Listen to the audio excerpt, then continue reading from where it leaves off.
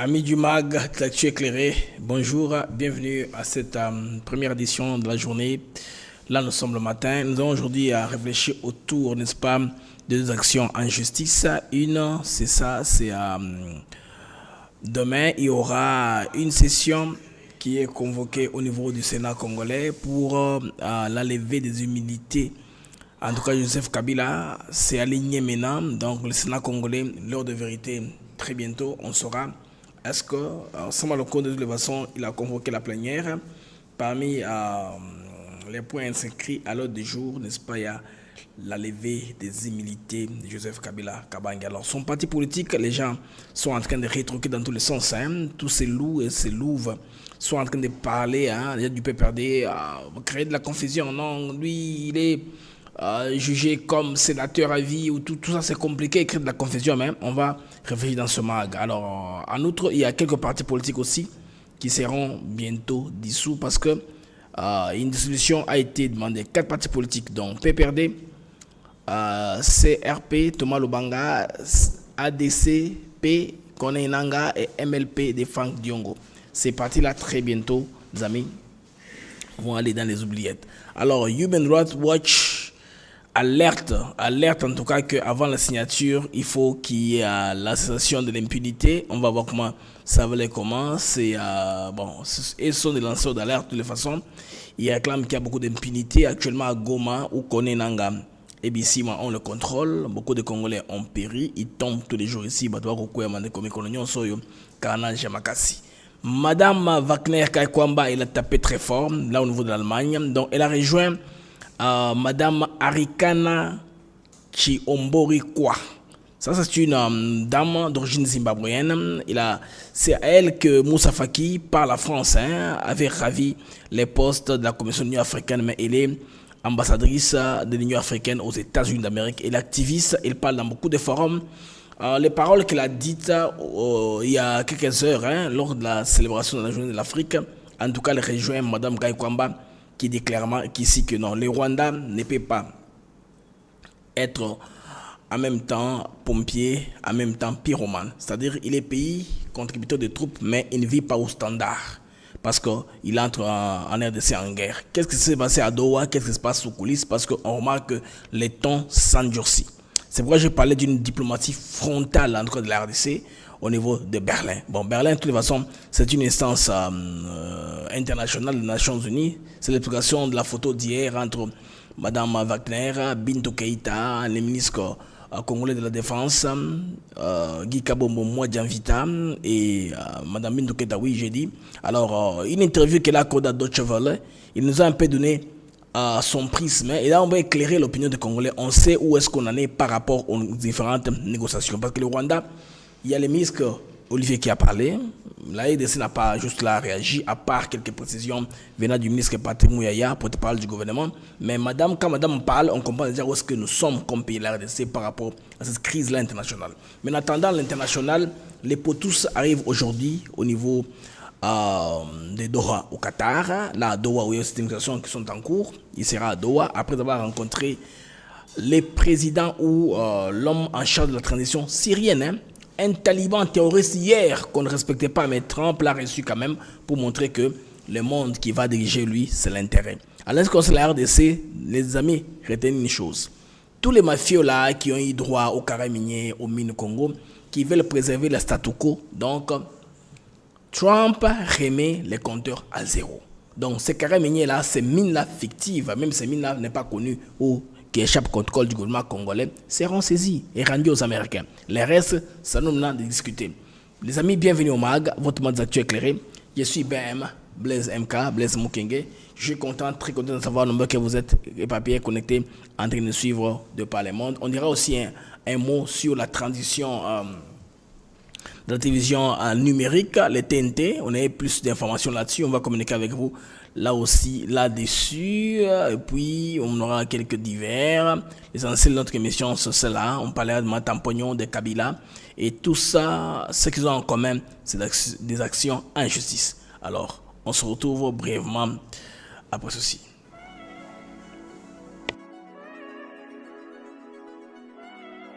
Nous sommes ici à Maluku sur un de nos nouveaux sites Songolo Park où nous vendons nos terrains de 20 mètres sur 20 pour 5 500 $. Tous nos terrains sont cadastrés et on n'est pas loin de la zone industrielle où le chef de l'État est en train d'investir, c'est-à-dire l'usine de Pepsi Cola, et c'est lui qui nous fabrique des carreaux. Alors pour cela, 2 numéros pour nous joindre. Vous pouvez appeler à Kinshasa. Docteur, Papa Tito souffre de l'hypertension artérielle, le diabète de type 2 et la prostate. D'après nos recherches, le complément alimentaire BioHerbs Cacao est la solution pour Papa Tito. BioHerbs Cacao est un cacao en poudre de première qualité, possédant des propriétés aphrodisiaques, naturelles et puissantes. Elle ne comprend d'aucun colorant ou arôme artificiel. Profitez avec le meilleur cacao, savourez avec de l'eau, chaud ou avec du lait. Retrouvez dans ce cacao vos performances physiques. Soignez la prostate sans médicaments ni opération. Je vous recommande ce complément alimentaire BioHerbs Cacao. Dégustez le meilleur goût du cacao avec BioHerbs Cacao. C'est vraiment très bien. Parce que nous passons la bonne attention, nous avons comme barrière, nous avons le sucre, donc tout ça nous a vraiment très bien. Maman, là on va passer à la question. Côté Ouana, est-ce que c'est le divan? Mon gars, veillez dans vous. Nous sommes aux USA, en Europe, en France, au Canada et en RDC. Joindre via ces numéros.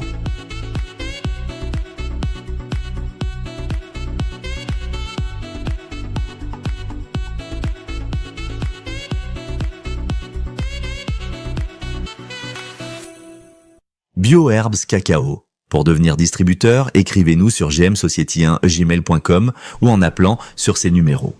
Adresse Kinshasa, 17 rue de Marais, Kingombe, à côté de DGI. Alors les amis, pour appuyer l'émission d'hier, bienvenue une fois de plus au mois Clément Actu éclairé. Le numéro qui passe dans la bande passante, c'est pour commander les produits BioHerbs Cacao. Ils ont des produits qu'on appelle Force One. C'est un miel qui va vous aider pour la santé sexuelle. Vous le commandez par le même numéro là qui passe dans la bande passante. Rentrons maintenant à l'information, les amis. Il est très important que nous puissions faire, pas une petite mise au point, mais un ajout d'informations. Parce que hier, on vous a parlé, n'est-ce pas, de la descente aux enfers des Rwandais. Au niveau du Bénin, j'ai une image, les amis, là où les passagers sont en train de paniquer, de réclamer leurs billets. Ils ont beaucoup attendu. Finalement, l'équipe des Rwandais qui est supposée prendre soin des passagers annule les vols après 4 heures du temps. C'était du chaos là au niveau du Bénin. Regardez. C'est pas normal.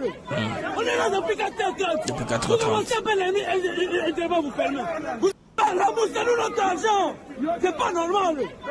Vous comprenez? Donc ils ont annulé les vols. Les vols ont trop duré dans les airs parce que le Congo ayant fermé son espace aérien. Donc ce ne sont pas des histoires que nous vous racontons. Voici les faits qui sont là. Les faits sont là au niveau du Bénin. Un avion qui devait quitter à Bénin pour le Rwanda parce que l'espace aérien de l'RDC est enfermé. Alors ils ont dû annuler les vols. Donc le Rwanda, c'est la descente aux enfers, les amis. Comme vous l'a dit, ce ne sont pas des histoires. Rentrons maintenant dans l'histoire, les amis, en profondeur ici pour vous parler, n'est-ce pas, de ce qui s'est passé à Berlin. Parce que Mme Wakile Kaykwamba, il a pris la parole sur Deutsche Welle et nous a donné plus ou moins l'idée. On connaît au moins par rapport à ce que le gouvernement congolais est en train de penser. Par rapport à la crise et aux négociations qui sont en cours ici. Madame a tout expliqué chez l'ONU. Mais ce qui est important ici, qu'il a rappelé. Il a rappelé en tout cas de manière claire au niveau de la conférence là, interministérielle de paix, au niveau de Berlin, des Nations Unies. Il a dit ceci, les amis. Dans sa première phase, il a dit « Nous avons une grande mission de maintien de paix, de la paix, mais de nos voisins, les Rwandais, à la fois agresseurs et contributeurs des troupes, bénéficient d'une impunité inacceptable. » Donc, vous comprenez au moins, il a dû mettre en lumière le fait que le Rwanda bénéficie beaucoup d'avantages des Nations Unies parce qu'ils ont donné leurs troupes là où les missions ne sont pas viables. Alors comme ils ont les troupes, n'est-ce pas, ils ont la capacité de faire du chantage aux Nations Unies parce qu'ils ont leurs troupes de contribuer. Mais cela ne doit pas continuer à se passer, ça doit en tout cas cesser. Moi, je pensais qu'elle va un peu baisser les tons, dans le sens où, dernièrement, quand on voit Olivier Ndungiriri, on a tendance à comprendre qu'il ne cite plus les pays nommément. Hein, il n'y a pas d'attaque, mais je pense que c'est si revient que madame s'est exprimée de manière frontale comme ça, directe. C'est très intéressant. Elle appelle à une réforme structurelle des Nations Unies, rendre les pays contributeurs des troupes redevables de leurs actes. C'est ça, de leurs actes, notamment en cas de violation des droits internationaux. Donc, une allusion directe aux connivences longtemps ignorées entre Kigali et certaines missions onusiennes. On comprend déjà que Mme Wagner, là, il n'a pas ménagé, il n'a pas épargné les Rwandais, là, au niveau de Berlin, lors de cette réunion. Il a dit aussi qu'il faut qu'il y ait, par rapport au processus qui soit en cours, il a été pragmatique et aussi méfiant parce qu'il a donné ses réservations par rapport à ce qui s'est passé, espérant sur la bonne foi des uns et des autres. Alors, les bombes qui tombent sur nos villages ne choisissent pas les ethnies. Les victimes sont congolaises. Toute ethnie confondue, y compris celle que le Rwanda prétend vouloir protéger. Madame a été claire. Alors, elle a souligné cela, en tout cas, pour condamner la duplicité du Rwanda. Donc, les tons commencent à monter d'un cran. En ce qui concerne Trump, Qatar, Rwanda, alors, un pari sous condition. Selon Mme Wagner, elle dit ceci: nous avons eu des espoirs avec les processus de Rwanda, comme les États-Unis le font. Les États-Unis ne parlent pas du truc de M23, ils parlent seulement des acteurs étatiques. Le Rwanda a trahi à la dernière minute. Nous attendons de voir si les processus du Qatar et de Washington se traduiront en un acte concret. Vous comprenez que ça c'est bien aussi. Vous voyez les tons avec lesquels Olivier Ndungiri du Rwanda avait aussi donné ses réservations. Hein. Ça dépendra de la volonté des uns des autres, ceux qui vont s'accorder ou pas. Mais ce qui est important et essentiel est que ici le Congo va conclure un deal très important. Deal très important avec les États-Unis d'Amérique. On ne tient pas ce que les Rwandais continuent à foutre les désordres. Alors, je vais un peu venir à Madame Arikana Chiomberi, c'est une Zimbabwéenne. Chiomberi quoi? C'est une Zimbabwéenne, je pense que beaucoup de personnes la connaissent. Une grande activiste des droits de l'homme. Donc c'est elle qui devait en principe succéder à une époque, prendre la Commission de l'Union africaine, mais la France a imposé les Tchadiens Moussa Faki à sa place. Madame dit ceci: on parle d'Afrique, hein? On va vers une Afrique, n'est-ce pas, qui est de plus en plus unie, entre progrès et contradictions, dont une sorte d'éveil de conscience. Le chemin vers une Afrique unie est long, complexe, mais irréversible. Ce qui est important, c'est quand elle donne l'exemple du Rwanda. On rentre sur du Rwanda, pour un peu paraphraser Mme Wagner, elle dit ceci: exemple du Rwanda, entre modèle et polémique.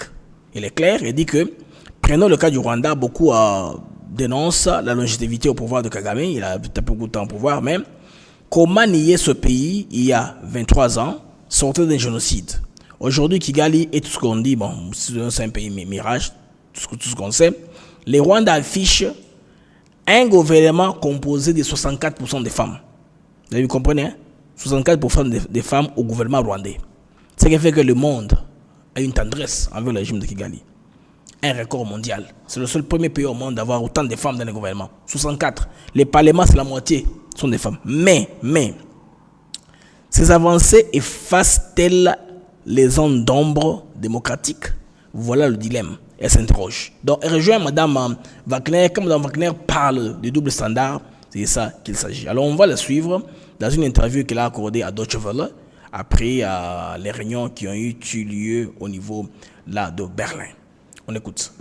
Bonjour Madame, Son Excellence. Vous avez parlé de amélioration. Le ministre de la Défense allemand a parlé de réforme.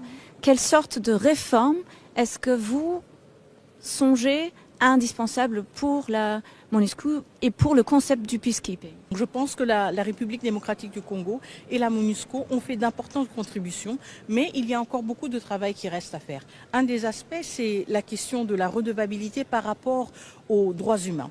La République démocratique du Congo est dans une situation assez particulière. Nous avons une très grande mission de maintien de la paix, mais un de nos pays voisins est un des plus grands contributeurs aux opérations de maintien de la paix, à savoir le Rwanda. En même temps, ce pays viole notre intégrité territoriale et ce pays aussi a été associé à des violences contre des soldats de la paix. Donc pour nous, une des grandes réformes, c'est aussi la redevabilité des pays contributeurs de troupes. Nous devons nous assurer que les pays contributeurs de troupes sont tenus aux mêmes standards de performance, mais aussi du respect du droit international, y compris quand ces pays se trouvent justement dans des situations où ils violent eux-mêmes le droit international. Oui. Est-ce que vous êtes pour continuer des entretiens avec le groupe M23 ? Alors il y a des entretiens qui se passent et la République démocratique du Congo a toujours dit que les interactions avec les groupes armés allaient se faire dans le cadre du processus de Nairobi. Vous comprenez, si vous avez suivi Massad Boulos, après avoir bossé la situation, les États-Unis remettent tout le processus à Nairobi et Luanda. Point barre. Madame est aussi en train de paraphraser dans cette façon-là. Vous comprenez que les opposants, les autres ont semé les troubles dans l'opinion. Ils ont biaisé les narratifs en donnant une fausse information, des faux renseignements aux Congolais. Voilà où nous en sommes par rapport à l'histoire de Doha, des palabres avec les M23, parler avec tout le monde. On continue avec Mme Wagner. Et donc, si vous voulez, c'est un peu un précurseur à cela. Et les entretiens vont continuer. Mais encore une fois, parler ne veut pas dire l'absolution. Et vous êtes prête à parler du point de vue aussi du gouvernement rwandais. Ça, c'est déjà dans les faits. C'est-à-dire leurs besoins de sécurité, ça c'est une chose dont vous tenez compte. Certes, le Rwanda a des préoccupations sécuritaires légitimes, mais ne parlons pas dans la théorie. Parlons de manière très concrète. Les dizaines de milliers de morts, sont-ils congolais ou sont-ils rwandais? Ils sont congolais. Les femmes violées, sont-elles congolaises ou rwandaises? Elles sont congolaises. Et elles sont congolaises de toutes les ethnies, même les soi-disant minorités que le Rwanda prétend vouloir protéger. Quand les bombes que le Rwanda largue sur nos villes et sur nos villages tombent, est-ce qu'elles choisissent des Banyamulenge? Est-ce qu'elles choisissent des Tutsis, des Hutus, puisque le Rwanda utilise ce vocabulaire? Non. Les bombes, elles tuent les Congolais et les Congolaises. Tout le monde a droit à des préoccupations de sécurité. Mais vous avez compris?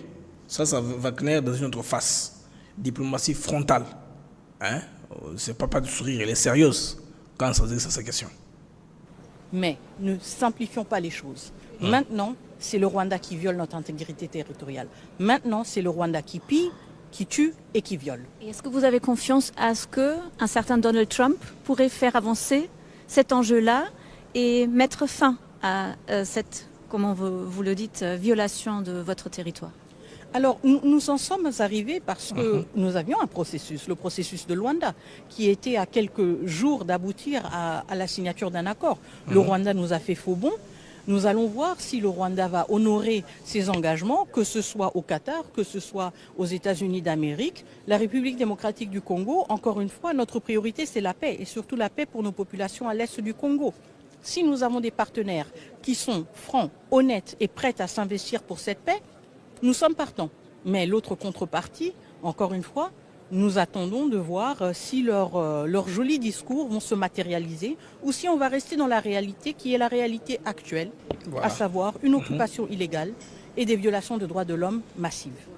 Qu'est-ce que vous entendez des régions à l'est de votre pays, de la situation humanitaire et quel est le besoin des gens qui font appel à avoir plus de sécurité? Tout à fait.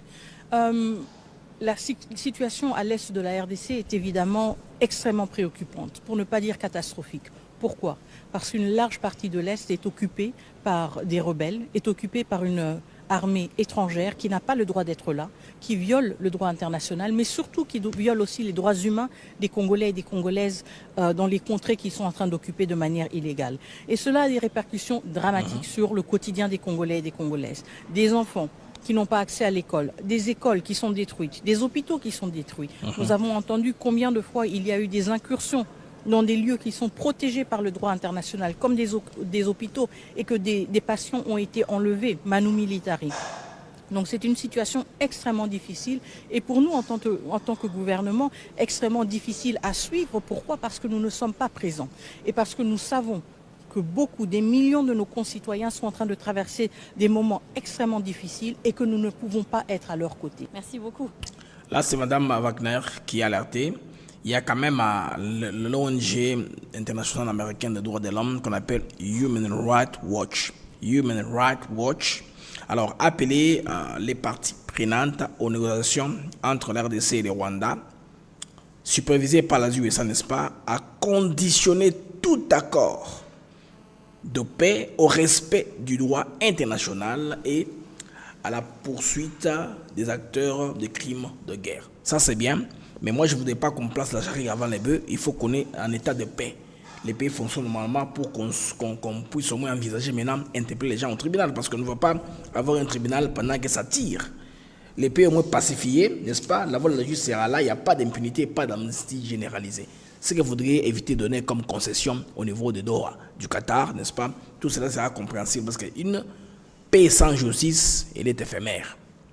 Ça rebondira encore qu'il y ait des violences un peu à gauche à droite. Alors, et dénonce les dynamiques d'impunité croissante, n'est-ce pas?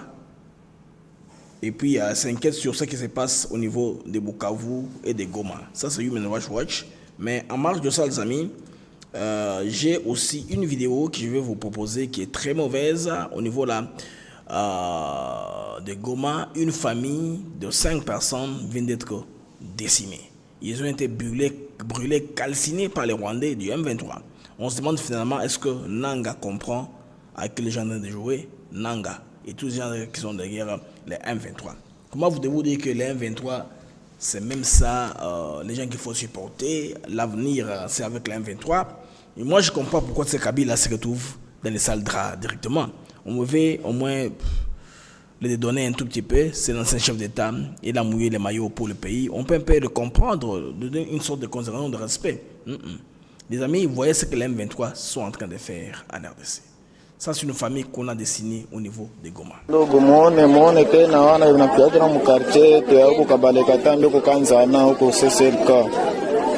Wabanditi wanaingia hata wanaua mwingine yote, wanaua tena nyumba mzima yote. Vraiment hatujui mara tutafanya huku, ndio vile tunamaliza watu yote huku. Donc là, vous voyez les corps là qui est calciné, c'est toute une famille qui est calcinée, des personnes. Cette personne qui est restée en cendre, ils ont calciné, Batumbi, 5 personnes, Rwandais. Vous comprenez que ces gens-là, en tout cas, ils sont venus en RDC en expédition punitive dans le Bango tous les jours. Merci aux amis qui sont sur X. À YouTube, je vous prie d'aimer la vidéo, de vous abonner si vous n'êtes pas encore abonné. Comme ça, tout le algorithme et émission est visible le plus longtemps possible en ligne. Alors, on passe maintenant à une autre situation, les amis. Là, c'est le Sénat qui programme pour demain une session, n'est-ce pas, pour la possible levée d'immunité protégeant les sénateurs à vie Joseph Kabila Kabange. Les amis, l'affaire de Kabila, c'est demain que le Sénat va statuer. Alors on se pose la question, Kabila face à la justice, Sénat va examiner la levée d'immunité ce 15. C'est très intéressant. Très intéressant. Est-ce que l'ancien chef d'État bientôt en justice? Là, c'est une communication du Sénat en bonne et due forme parce que les gens se sont posé trop de questions. Sama Lokonde va-t-il convoquer? Il ne va-t-il pas convoquer? Donc, c'est signé, je pense, par le secrétaire du Sénat, celui qui a qualité de publier les documents. C'est signé Sénat congolais. Donc, examen de la question orale avec débat de l'honorable sénateur Pungwe Mbuyu Loyangola, Patrice, adressé au ministre de l'Enseignement supérieur universitaire. Deuxième point, examen de deux réquisitoires contre l'honorable Lufo Molanga Michel et les sénateurs à vie Joseph Kabila Kabange. Déjà, les louves et les loups de Kabila, les lieutenants commencent à réagir, disant que non, Kabila est sénateur à vie, ça doit être considéré comme cela. Donc, Bazouzou peut s'appeler double humilité. En tant qu'ancien président, d'une part, et sénateur à vie. Double humilité. Donc, Kabila est blindé. Il est blindé, donc il est inébranlable en quelque sorte, les amis. Un ancien d'État bientôt devant la justice, ça c'est une dépêche. Accusé de plusieurs affaires de détournement des fonds publics, d'enrichissement illicite et de haute trahison économique, Kabila pourrait perdre son immunité parlementaire si le réquisitoire est validé. C'est là où on verra la voie A. Une mise en accusation formelle. Moutamba a commencé un processus qui ne va pas se terminer en queue de poisson, qu'on veut bien aboutir. Tout le monde est Kusuka Wapi. Ah, les gens nous balancent les anciennes photos de Moutamba avec Kabila parce qu'en tant que jeune, hein, il admirait beaucoup Kabila. Avec tous ces cheveux là, les gens balancent les photos sur la toile. Ça fait des tours des réseaux sociaux hein, actuellement. Alors, c'est là où il y aura aussi la voie à une comparution devant la Cour de cassation. Hein. C'est très, très intéressant, les amis. Et possiblement une arrestation symbolique sans précédent. Joseph Kabila, les amis, il est dans tout ça. Mais son parti politique dit que c'est pas encore fini. Hein. Ces gens de son parti politique d'ailleurs, dont le ministre, que je pense bien, de la Justice a demandé à ce que, oui, le ministre de la Justice a demandé à ce que, il a demandé à ce que ces partis-là soient dissous. C'est un nombre de 4 partis politiques, hein, 4 partis politiques, oui, qui seront dissous très bientôt. Donc c'est un test des amis pour la République et l'état des droits. Alors, cette procédure est une épreuve de vérité pour le Sénat d'abord, n'est-ce pas?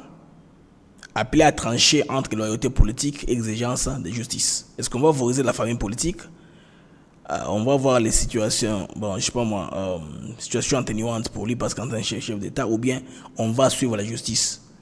Il y a un principe qui dit la justice élève quoi? Une nation. Les pouvoirs judiciaires, souvent accusés d'être instrumentalisés, et puis les peuples congolais en quête de réparation et fin de l'impunité. Bandeko, Yakabila, Izandengwana. Alors, la RDC devrait retenir son souffle, hein, parce que ce que vous allez juger, on va voir quand on va à ce point-là. Parce qu'après avoir dirigé les pays depuis 18 ans, est-ce que Congolais ont constaté que c'est l'un des nôtres, il a dirigé le pays pendant 18 ans, il va maintenant son parti politique, les amis, alors, la plupart des gens sont de penser que les PPD sont en train inutilement d'allumer le feu.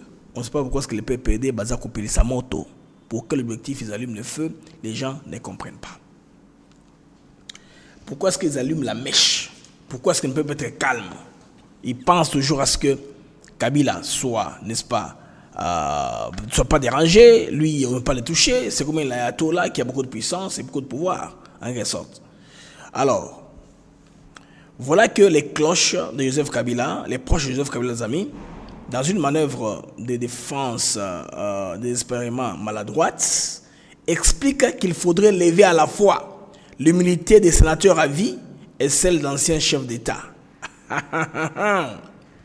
Les proches de Chida Rambo, dont ces deux possibilités-là, donc, il faut d'abord lever les immunités, selon eux, du sénateur à vie, et de deux, les immunités d'anciens chefs d'État. Ça, c'est le PPD, les proches de Kabila, qui sont en train de penser comme ça.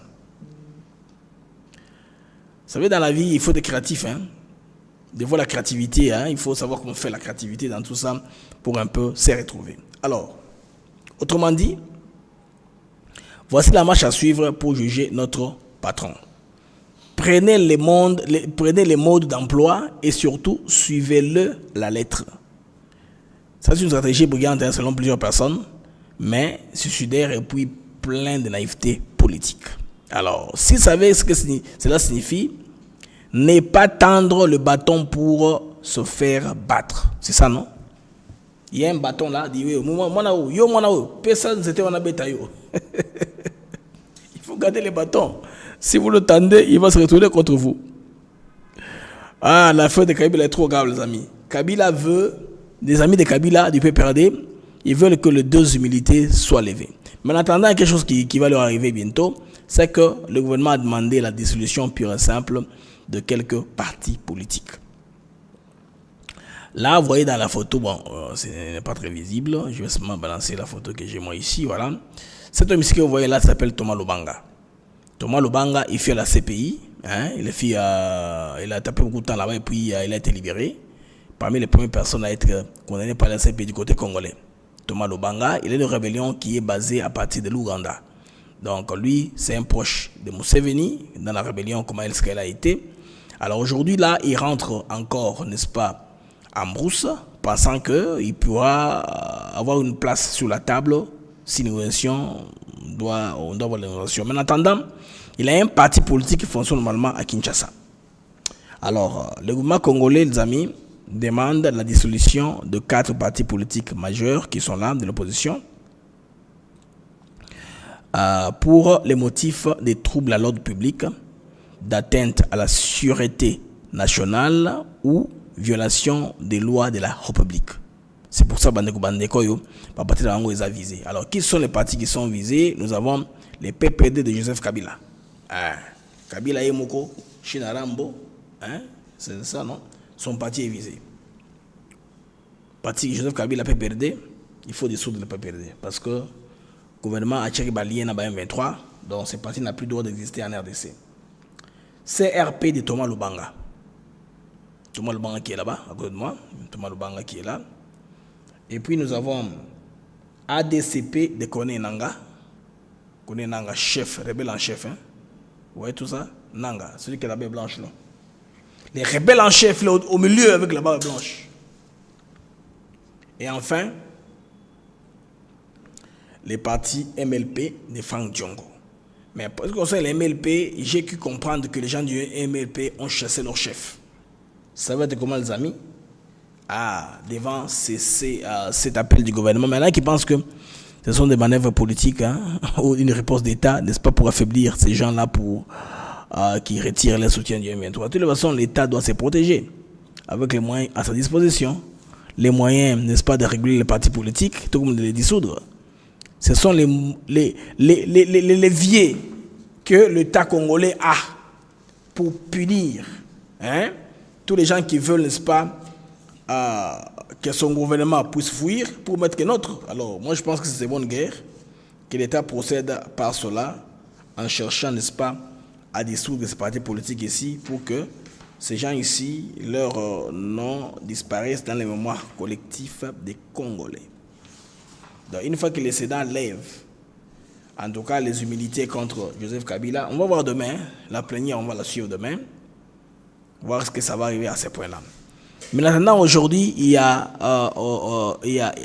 au niveau du tribunal en RDC, il y a l'affaire Bukangalonzo. Ça, c'est les jours de vérité pour moi, Tampogno Mapan. Vous savez qu'il est au cœur d'un scandale de détournement de beaucoup d'argent, un montant s'élevant à 200 millions de dollars américains détournés selon l'IGF. Donc, un projet agro-industriel aujourd'hui en ruine. Donc, il n'est pas seul. Il y a lui, un groupe de personnalités qui sont là. Ils sont au nombre de 3. Il y a Augustin Tampogno Mapon, ancien premier ministre. Il y a Deogracias Mutombo, ex-gouverneur de la Banque centrale. Il y a aussi Christo Gobler, entrepreneur sud-africain. Ces gens-là, vous avez tous suivi les procès, comment il vient d'avoir lieu. Mais aujourd'hui, après tous les dilatoires, il a cherché à s'échapper. Vital Kamerhe a voulu le couvrir en disant que Kamuleta, qui il était pour interpréter la loi pour nous, il n'avait pas le droit de dire ce qu'il a dit là. Il a dit ça aux médias, nous avons tous suivi et ça fait ça a créé en tout cas du bruit sous la toile. Les gens ont parlé dans tous les sens. Chef d'accusation, détournement présumé de 285 millions de dollars américains alloués au méga projet agro-industriel de Bukangalonzo. Verdict entendu aujourd'hui, très attendu les amis. Nous sommes à la croisée de chemin entre la lutte contre la corruption ou bien la réhabilitation politique de Tampogno ou la récompense à l'impunité. Si aujourd'hui Matata n'est pas jugé, il y a quoi que ce soit, il n'a pas un verdict, c'est fini. On a donné la possibilité à tout le monde d'accélérer les tournements et les vols. On prendra les Matata comme un cas d'école. Matata a été poursuivi, ancien premier ministre. Alors, jusque-là, il ne veut même pas participer au procès. Pour lui, il a les immunités. Donc, il a quitté, il a migré. du Sénat au Parlement. Donc, il fait la couverture parce qu'il ne veut pas être jugé. Mais le mieux à faire, c'est être jugé et à s'innocenter, n'est-ce pas? Prouver son innocence. Et si les tribunaux vous trouvent innocent, je pense bien que ça pourra permettre, n'est-ce pas, à la population congolaise de comprendre que le pays est dirigé dans les droits et tout le monde est égal devant la loi. Si déjà Matata Mponyo n'est pas jugé, bon, s'il a quitté par exemple, pour quelque raison que ce soit, malgré les montants très élevés qui ont été détournés, ça sera un mauvais précédent pour la RDC. Les gens ne prendront pas au sérieux, surtout les gens qui viennent investir à l'extérieur. Ils vont ne prendre jamais au sérieux. La RDC, c'est un pays où tu peux voler ce que tu peux, on ne peut pas te poursuivre. Ancien Premier ministre, si tu voles l'argent et que tu n'es plus au pouvoir, tu n'es pas poursuivable. C'est que Matata et les policiers sont en train de chercher à prouver. Au lieu d'aller par la justice, un procès qui se défendent éloquemment, qui sont innocents. Moi, je pense que c'est la simple chose à faire. Si au moment Matata Mponyo va dans les procès, il affronte la justice et amène ses moyens de défense et il sort innocent. Moi, je trouve que s'il sort innocent, il sera applaudi par tous les Congolais. On verra qu'il y avait un acharnement contre lui. Mais lui, il fait quoi? Il fouille dans la politique. Vous vous rappelez, non? Vous avez donné toutes les séquences. Quand Mahat avait senti que l'histoire sur le point de commencer, il avait fait quoi? Il avait fouillé pour créer son parti politique, LGD. Et puis il a fouillé. Après, plus tard, qu'il est candidat président. Il n'était pas un candidat parce qu'à l'époque où le procès avait commencé, la CENI n'avait pas encore ouvert les dépôts de candidature à la présidentielle pour être considéré comme président de la République pour combattre l'acharnement politique. Alors il a fait quoi? Il a dit candidat déclaré, voilà le terme que j'utilisais. Ni Moïse Katumbi, ni Mata, tous. Il s'est caché derrière le vocabulaire candidat déclaré. Alors que techniquement, il n'était pas encore candidat parce que la CENI n'ayant pas, n'est-ce pas, reçu les candidatures pour qu'on parle de ça. Donc, il nous a mis dans tous ces schémas-là, tous ces holocaustes-là. Nous sommes arrivés à la fin de ce cirque. Les cirques arrivent à la fin. Aujourd'hui, la messe doit être dite. La messe sera dite aujourd'hui. Ou innocent, ou coupable, comme censé voir tout le monde. Est-ce que l'État va récupérer l'argent? Pour lui, là, Matata Mponyo, les gens disent que c'est un bon voleur parce que les Congolais disent que lui au moins, mais il a quand même volé. Lui au moins, ils disent qu'il a investi en RDC, ce qui est une très bonne chose qui voudrait encourager selon les Congolais de tous bords. Les amis, la RDC c'est un pays formidable. Au Congo central, les amis, on vient de découvrir les minéraux qui seront bien sûr exploités. C'est pourquoi on dit que le Congo central entre dans la cour des grands. L'industrie du manganèse arrive à l'Orozi. Congo central, c'est non loin du barrage d'Inga. Donc, toute l'explication avec le Congo central est facile. Les amis, le Congo central va aussi rayonner, n'est-ce pas, au bruit d'engins, des transformations de minéraux. Ce sera comme ça au Congo central. Baïzine Nabeto. Au Congo central, il n'y a pas qu'une seule province qui va se prévaloir d'avoir les minéraux. Le Congo central est à côté, n'a pas de problème logistique. Vous voyez que ce sera très bien. Ce sera équilibré de pays entièrement, n'est-ce pas, d'opportunités d'emploi. Congo central, très bientôt à l'Ozi, il y aura une industrie du manganèse. Alors, c'est une première historique, dans l'historique, n'est-ce pas, pour le Congo central. Le groupe japonais Asia Mineral Limited, AML, Japan, bon, Asia Mineral Limited, c'est un groupe japonais. Donc, 7e exportateur mondial de manganèse. Ils sont 7e au monde en production de manganèse. Et a annoncé l'implantation d'une industrie minière d'envergure à l'Ozi. Ils ont annoncé, Balobi qui va kufungura l'Ozi. En tout cas, l'entreprise qui prix manganèse, qui a la qualité minimum, c'est très, très fin. Les projets validés au Conseil des ministres sur proposition du ministre de Mines, Kiziko Pakambomba, marquent un tournant stratégique dans la diversification des partenaires miniers de la RDC, longtemps dominés par les intérêts chinois et occidentaux. Bandeko, une production, en tout cas, ambitieuse d'1 million de tonnes l'an. Bandeko, qui n'a pas comme ça, Donc, qui n'a pas de la Congo centrale pour échec de l'emploi? Amis, quel tonnage? 2 millions de tonnes l'an. Ça, c'est beaucoup. C'est intéressant pour le Congo central. Il y aura des engins qui vont commencer à faire du bruit là. Pian, là. Pour les gens du Congo central, en tout cas, vous êtes bénis, hein, votre côté vient de sortir des merveilles. La phase la phase exploratoire, n'est-ce pas, débute le 21 mai 2025. Nous sommes aujourd'hui quand? Dans une semaine. Oui, dans une semaine. Le 21 mai, le 21 mai 2025, la phase d'exploration commence. Capacité projetée, 2 millions de tonnes annuelles, j'ai déjà dit ça. Objectif, création d'emplois, développement d'infrastructures locales et intégration de la transformation locale. Ah, ça c'est bien le Congo central. Je suis très content que cette province ait trouvé finalement, en tout cas, les minéraux dont on a besoin, hein, qui sont disponibles partout au Congo. Et puis, ils n'ont pas de problème d'électricité parce qu'ils sont non loin du barrage d'Inga. Alors, les ministres ont insisté sur l'appui du gouvernement dans la simplification des informalités, c'est-à-dire les procédures administratives. Et si la dada, japonais, parce que les Japonais, bon, c'est un pays qui a stagné sur le plan de l'investissement à l'étranger, mais c'est que vous devez vous rappeler, les amis, que parmi les 10 banques, les plus grandes banques au monde, le Japon est 3e. Donc, le Japon est 3e, les banques les plus grosses du monde. La première banque, bien sûr, aux États-Unis d'Amérique, ils ont le plus grand volume en termes d'investissement, Yambongo, suivi des Japonais pour des Chinois.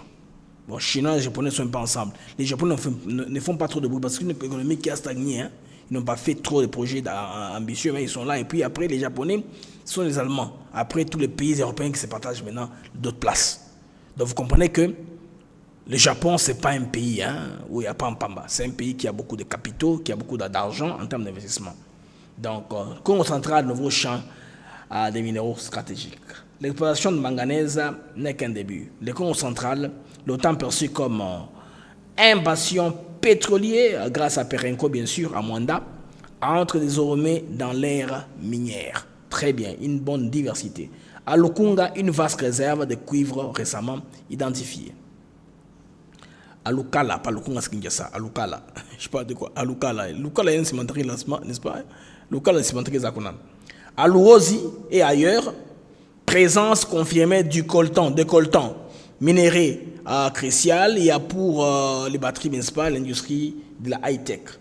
Donc, les experts estiment que le Congo central pourrait devenir, en tout cas, un des pôles miniers majeurs du continent africain d'ici 2030. Très bonne projection. 2030, seulement dans 5 ans. Dans 5 ans, on va commencer à compter avec le Congo central. C'est très bien pour la RDC. Moi, je suis content quand on donne ce genre d'estimation, de statistiques, des projections. Très bien pour la RDC. En tout cas, les amis, je vous prie de mettre le j'aime pour améliorer l'algorithme de notre émission. Ceux qui sont sur X, partagez aussi le stream, les lives sur X, tout comme ceux qui sont sur YouTube. Donc, ça va nous aider bien sûr, hein, dans la souveraineté minière. Et ça va nous aider que le pays soit consolidé dans beaucoup de choses. Alors, nouveau pôle minier, n'est-ce pas? Après le Lolaba, le Haut-Katanga, le Congo central. 3e grand pilier minier. Alors, on entend aussi le centre, hein, le Kassai un peu de Bandundu, on ne parle pas souvent concerné diamant industriel dans la Chika Pakuna, on ne parle pas de ça, mais une partie aussi dans la Bandundu, je pense très bien. Il y a beaucoup de choses aussi dans l'agro-industriel. Le Congo est bourré de choses, si seulement tout ça des enclavés. Imaginez qu'à Mapangu, dans la plante de production, Oyo, il y a huile de palme. Ne parle même pas de Moïka. Et il est beau. Donc il y a beaucoup de possibilités, d'amis, qui a une diversification économique, que les peuples puissent retrouver de l'interne. Alors, une initiative, des amis, pour la digitalisation de la télévision en RDC, ce qui va donner un outil de contrôle au gouvernement congolais. Suivons cet élément de reportage et puis Tozonga to commenter comme d'habitude.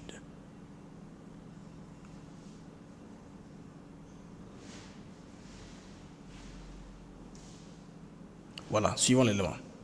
C'est une rencontre consacrée à l'évaluation et à l'accélération du déploiement de la télévision numérique terrestre en République démocratique du Congo. Compte tenu de l'urgence liée au retard accumulé depuis plus de 10 ans dans ces processus et conformément aux recommandations des experts techniques, le comité a identifié un prestataire qualifié en vue de la conclusion d'un marché de gré à gré.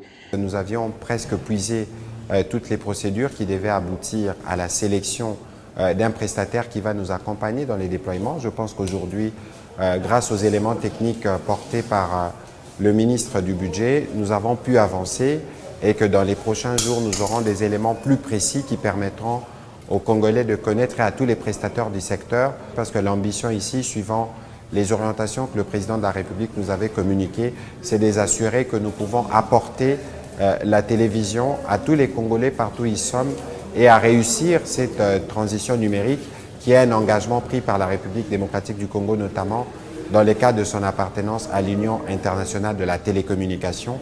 Pour éviter de plonger la population congolaise dans la confusion, le ministre Patrick Muyaya a laissé entendre qu'une campagne dédiée à une meilleure compréhension de la télévision numérique terrestre sera lancée dans les jours à venir. Ici est de rappeler que ces comités composés du vice-premier ministre, ministre de la Défense nationale et ancien combattant, 2 ministres d'État en charge de la justice, du ministre du Plan et du Budget et 2 ministres en charge de l'industrie, de pété antique, de finances et celle de la culture, art et patrimoine.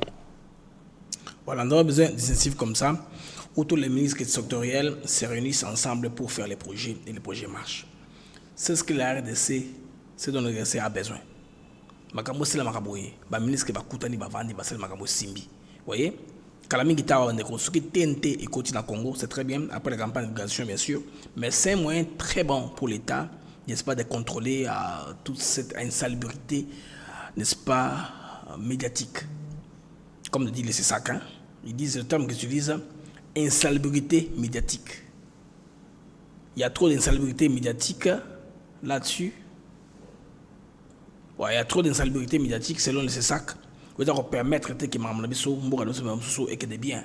C'est-à-dire, on ne sait pas qui aimait quoi. Et avec la TNT, l'infrastructure que l'État aura, l'État est en mesure d'appuyer sur les boutons. Telle chaîne est fermée, telle chaîne est remise à l'ordre. Là, les gens seront redevables et responsables devant, n'est-ce pas, l'État.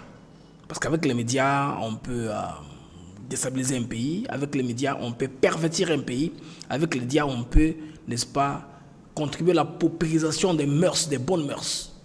Les médias aussi peuvent aider à vulgariser la bonne information, la religion, l'éducation, tout ça, et la politique surtout, qui est en tout cas les points d'achoppement là où il y a trop à boire et à manger. Alors, c'est une initiative interministérielle que j'apprécie beaucoup. Alors, comme je dis toujours, au Congo, il faut oser. Les pays n'ont pas de carte d'identité comme je l'ai dit hier. Et bon, il y a quand même un protocole d'accord qui a été signé avec une compagnie turque. D'ici là, la délivrance commencera. Mais il y a un homme, Jean-Pierre Magombo, lui, il a fait marcher ça. Les Congolais ont un permis de conduire. Au siège de la Commission nationale des délivrances des permis de conduire dans la commune de la Gombe, un requérant spécial a fait son entrée dans l'après-midi de ce mardi 13 mai 2025 pour l'obtention de son permis de conduire. Accueilli sur place par le vice-premier ministre, ministre des Transports, Voies de communication et désenclavement, le président de la République Félix Antoine Tshisekedi Tshilombo, premier citoyen du pays, est venu prêcher par l'exemple. Entouré de la première ministre et des quelques membres du gouvernement, le chef de l'État, guidé par les prestataires de la SPC, Société des permis de conduire, a respecté la procédure en 5 étapes définies par la CONADEP, Commission nationale des délivrances des permis de conduire. Il a avant tout retiré son formulaire devant lui permettre de passer les tests. Sur un écran tactile, il a réussi avec brio son test théorique en répondant à une série de questions. La pratique a été réalisée sur un simulateur de conduite. Sa note excellente lui a ouvert la voie à l'enrôlement biométrique. Soucieux d'offrir aux Congolais un document sécurisé, le président de la République a reçu des prestataires des assurances quant à la fiabilité et la sécurité de ce permis de conduire. Procédure respectée, le permis de conduire imprimé a été remis solennellement au chef de l'État. Moment important pour le pays qui avait suspendu de plusieurs années la délivrance de cette pièce. Ce permis de conduire intègre une puce électronique et répond aux standards internationaux. L'exemple donné, quelques membres du gouvernement ont de séance tenante emboîté le pas. Un pas qui devrait être suivi par tous les citoyens pour circuler en toute légalité.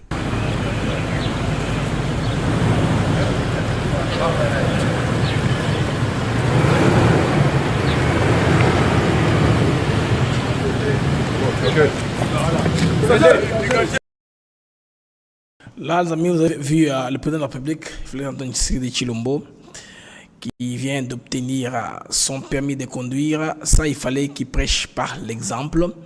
On avait à Kinshasa, déjà, c'est une très bonne chose qu'au niveau du pays, ces genres d'initiatives commencent à être pratiques. Alors, un compatriote m'a fait rire, il m'a dit, Blaise, avec la découverte des minéraux au Congo central, qui sont en grande quantité, on risque finalement d'avoir une rébellion pilotée par l'Angola. C'est le Congo et à ces malheurs-là, n'est-ce pas? Le compatriote m'a fait lire dans son texto, il me dit, en tout cas, que nous risquons d'avoir, en tout cas, une histoire comme ce qui se passe à l'Est. Chaque découverte de richesse est souvent suivie d'une tentative d'appropriation, c'est-à-dire sous couvert identitaire, ethnique ou sécuritaire.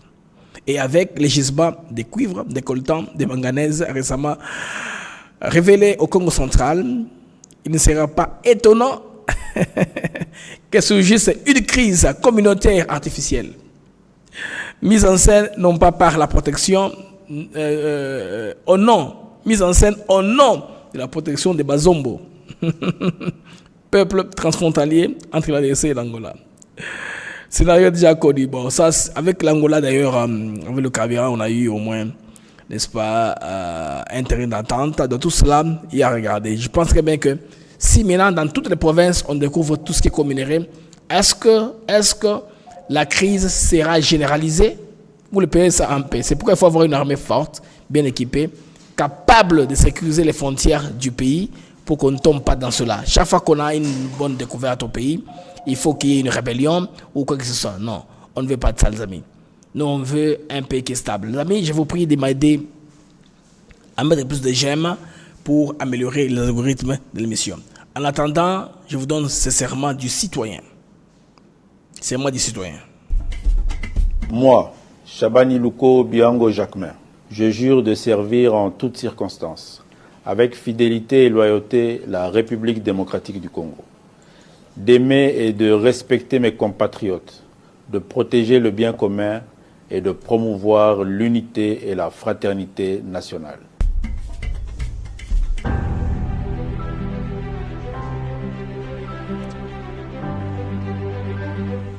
Moi, Thérèse Kaikwamba Wagner, je jure de servir en toutes circonstances, avec fidélité et loyauté, la République démocratique du Congo, d'aimer et de respecter mes compatriotes, de protéger le bien commun et de promouvoir l'unité et la fraternité nationale. Nous sommes arrivés à la fin de ce mag, le mag d'actu éclairé. C'est pour moi une joie, un très grand plaisir de vous avoir eu très nombreux en train de suivre votre mag. Je vous prie de mettre les j'aime pendant que le générique de la fin est en train de passer pour nous permettre d'arranger les algorithmes de l'émission. S'il vous plaît, j'ai besoin d'au moins 600 plus j'aime. Parce que l'audimat, nous sommes arrivés à 1400. En principe, nous devions avoir 700 j'aime pour stabiliser l'émission, qu'on ait des bons algorithmes. Participez à sauver votre chaîne YouTube Athéna Frère TV Network. Participez à nous donner plus de visibilité pour nous motiver à venir tous les jours vous informer en temps voulu. Les amis, j'ai tout fait pour tout vous amener dans moins d'une heure. Je me suis en tout cas battu pour avoir cette discipline-là. Une émission de moins d'une heure. Quand je vais enlever les pubs et les génériques de début, l'émission sera très courte, 45 minutes. Ce sera très bon pour les gens qui vont nous prendre en rediffusion, en différé. Alors, d'ici là, portez-vous bien. À plus tard. Nous allons scruter l'information. Nous allons rester sur Doha. Parce que, rappelez-vous, les POTUS, président américain, il y a eu des retombées de sa visite au niveau de l'Arabie Saoudite. Déjà, des Américains qui étaient otages du Hamas viennent d'être libérés. Comme signe de bonne foi. Le Qatar, désormais, l'entrée libre aux États-Unis sans visa. C'est-à-dire pour les gens qui vont de courts séjours, visite médicale ou business. Vous pouvez venir aux États-Unis sans visa si vous êtes Qatari. Quelle avancée! Vous voyez, il fallait que Trump s'y rende pour que ce développement-là. Donc les Qataris, et puis on a libéré beaucoup de gens. Prenez cet indice-là, les amis. Marcel Malanga, les 3 Américains libérés. Vous comprenez ce que ça veut dire? Vous comprenez ce que cela veut dire? C'est ça, les MAGA, n'est-ce pas? Les phénomènes Trump.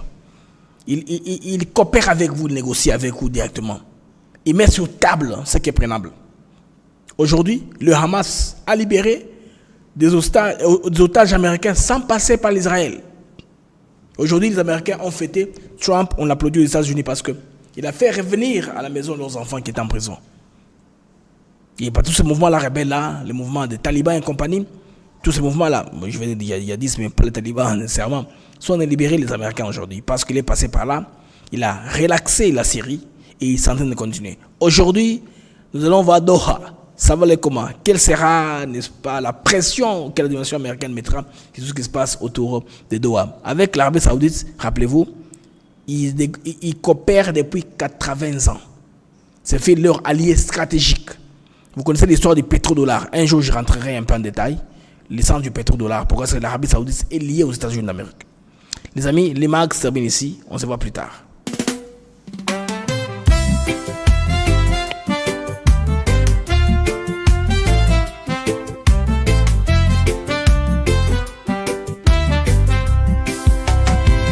Merci à vous, chers auditeurs, pour votre fidélité, votre ardeur. Chaque jour, vous êtes là à écouter nos mots, notre voix qui va dans le monde des infos, des nouvelles. ATN pour vous, fidèle et belle. Les mags de Actus s'éclairent pour vous éclairer, vous informer, vous guider. Merci à vous, chers auditeurs, pour votre fidélité, votre ardeur.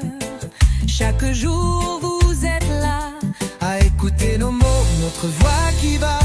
Des sujets variés, des débats passionnés, des invités de choix, des moments partagés.